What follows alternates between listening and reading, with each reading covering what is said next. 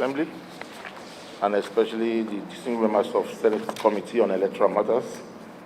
Thank the Situation Room stakeholders for organizing this program, which is timely and geared towards brainstorming to achieve a successful, free, fair, and credible election.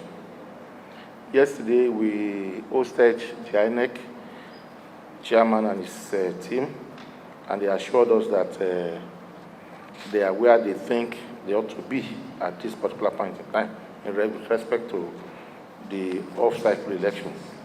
You'll agree with me that creating and reinforcing proper channels of communication and interaction with stakeholders on the electoral processes, analyzing and evaluating the encountered challenges, and proffering solutions to addressing the identified challenges and inspire citizens' confidence and trust in the process is not only important, but significant in giving credibility to the electoral process.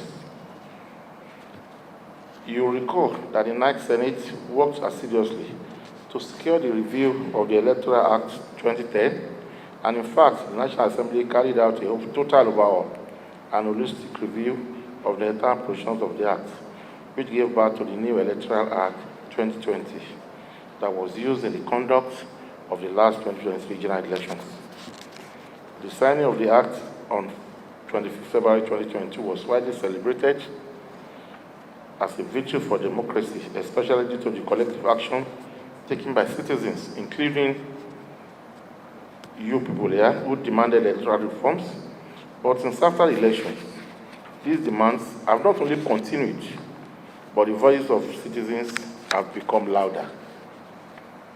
Ladies and gentlemen, let me reiterate the commitment of the 10th National Assembly towards supporting reforms of the electoral legal framework.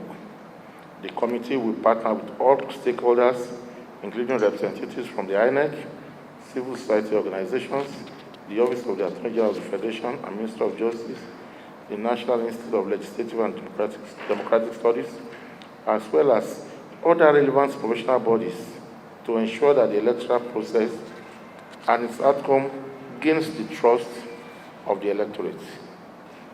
I want to appreciate the civil societies and their partners for constituting the Situation Room and for their unalloyed critical contribution to building a viable electoral legal framework. Please be rest assured that on our part as legislators, the National Assembly has commenced its oversight with the engagement of INEC as it relates to its preparedness towards the off-cycle elections in Bayelsa, Imo, and Kogi states. It is true that the Judiciary has continued to play a major role in our electoral process, especially by drawing a closure to the process. This has to change if and when we all play our roles as expected by law. It is the responsibility of the National Assembly to improve upon the electoral legal framework where necessary. It is the responsibility of INEC to improve its operational mechanism and electoral administration processes for future elections. It is also the responsibility of politicians as actors in the process to conduct themselves with integrity, humility, and decency before, during, and after elections. Security agencies must review and reinforce institutional mechanisms to ensure total impartiality in the conduct of their official duties during election. For the electorates and the citizens, they should be willing to perform their civic responsibility without submitting themselves to manipulations that can disrupt the electoral process. With these commitments, we are bound to improve the system. At this juncture, I would like to urge participants to take advantage of this gathering as important issues will be discussed and recommendations made to solve challenges that might be out to undermine the off-cycle election. Ladies and gentlemen, as I end these remarks, let me emphasize once again that for the National Assembly, reforming our electoral legal framework is sacrosanct at this time and is a continuous process which we are fully committed to. I thank you all for your time and look forward to your cooperation in achieving the country of our dreams. I thank you all for listening. God bless the Federal Republic of Nigeria. It has become imperative that we address the media and the public today on this important issue that has, gradually constituted a very disturbing phenomenon in the judicial system of Nigeria. We have it on good information, good authority, that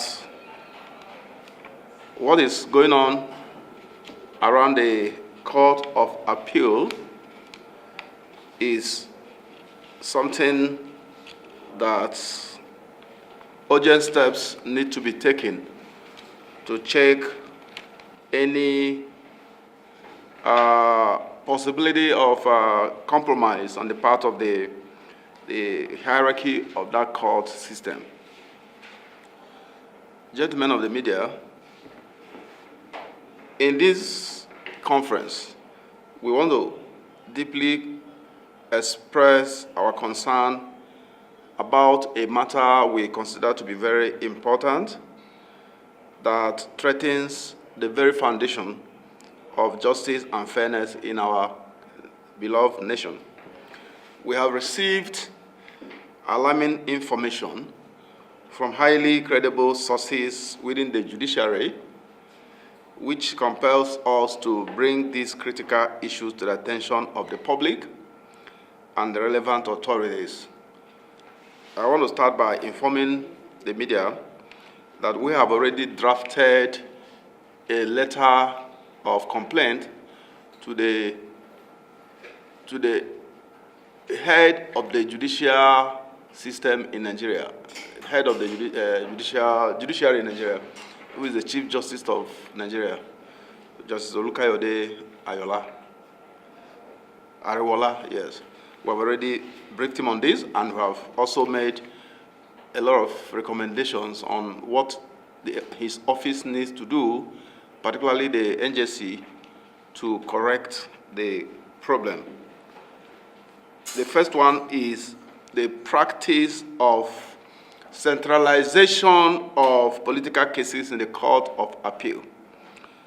Our primary concern is the decision by the President of the Court of Appeal, Honorable Justice Monica Domba-Mensem, to centralize the hearings of political cases, appeals, related to the State House of Assembly, National Assembly, and the governorship election. This decision has resulted in a significant backlog of cases and created severe inconveniences for litigants and their legal representatives.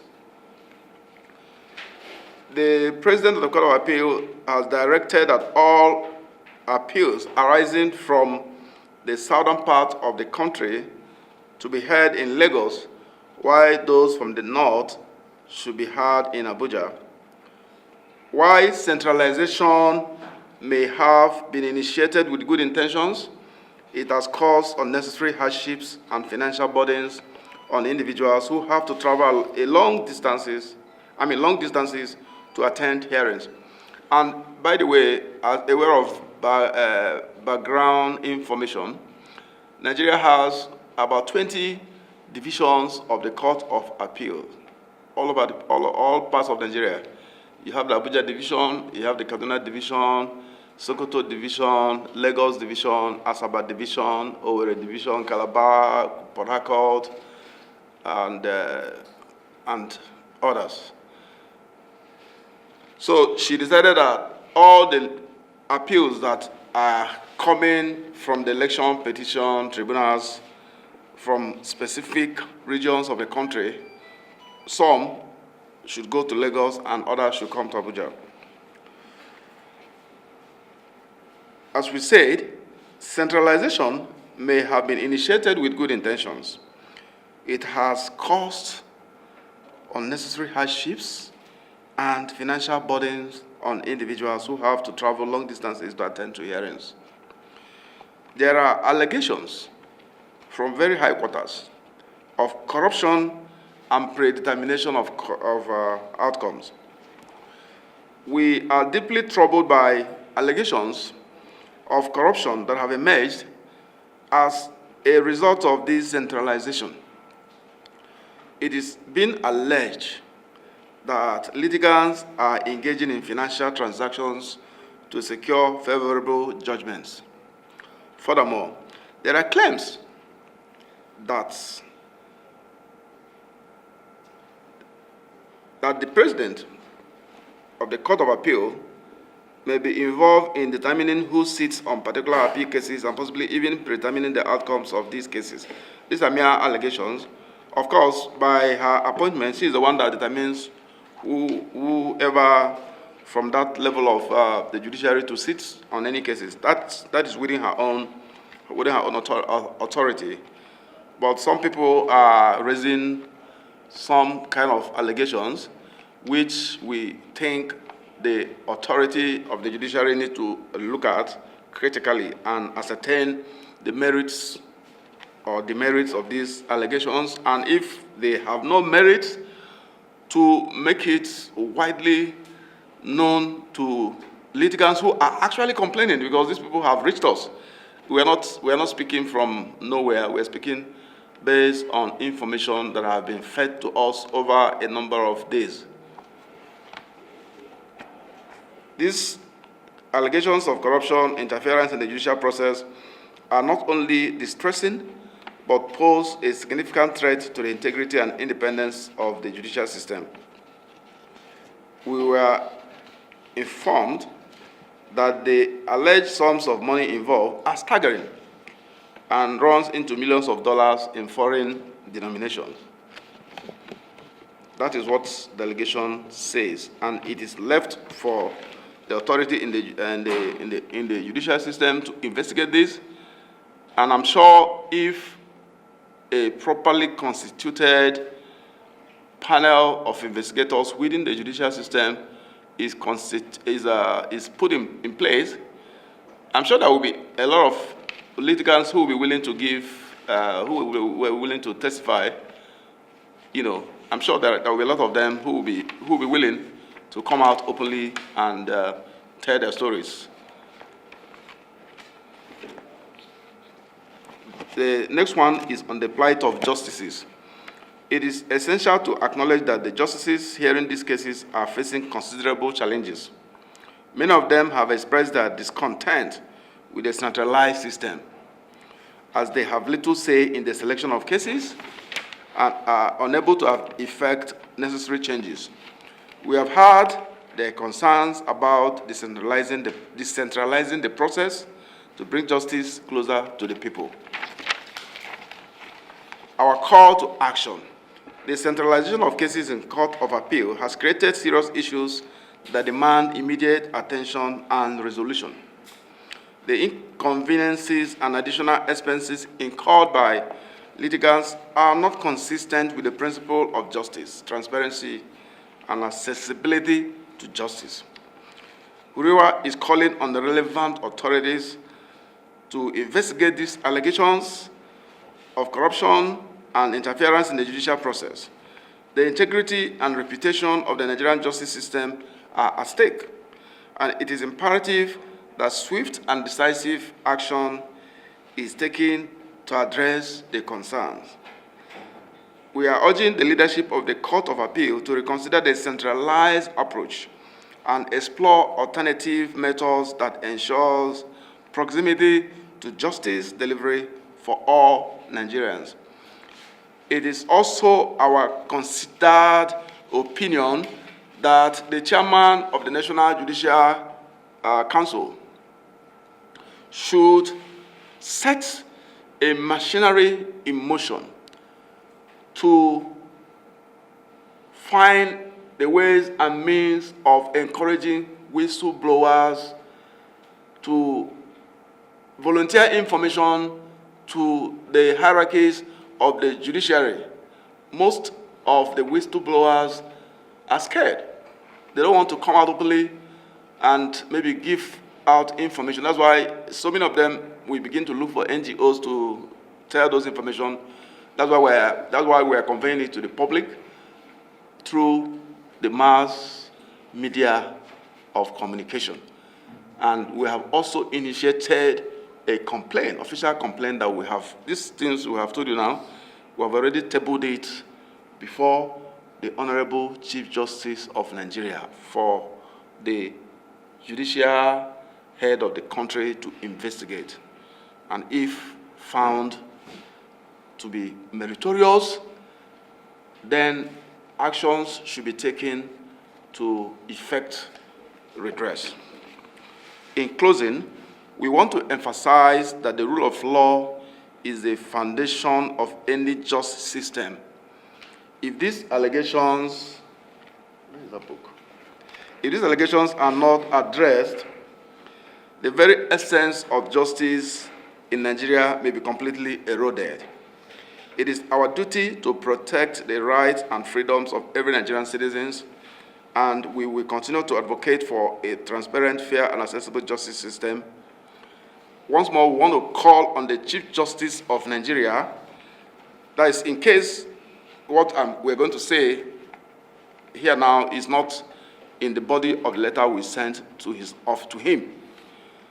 He needs to set up a transparent and a very open mechanism and process of receiving information from members of the public. This is the best way to dissuade, to stop widespread speculations about corruption in the judicial system. So many people know a lot of things they want to say, but they don't know how to say it or where to say it. Sometimes, even when you want to write a letter of complaint or a petition to the NJC, there are administrative encumbrances, such as demanding that you go to court and swear affidavit. There has to be a process of encouraging whistleblowers who want to maintain anonymity. Because if you give anonymity to whistleblowers, there is a very high chance of getting top quality intelligence from a lot of these whistleblowers who may not necessarily be doing what they want to, necessarily be giving out this information for their own selfish aim, but they just want to help the country. Then we want to conclude by reading a quotation from a book by Pope Benedict XVI, Joseph Cardinal Ratzinger. The book is called Values in a Time of Upheavals. This is what he said, and it's very important to what we just said. A freedom without law is anarchy, and therefore the destruction of freedom. The law will come under suspicion, and people will revolt against the law whenever it is perceived no longer as the expression of justice that is at the service of all, but rather as a product of despotism, of an arrogance that is clothed in the garment of law by those who have the power to do so. We thank you for listening. I don't know if there are questions.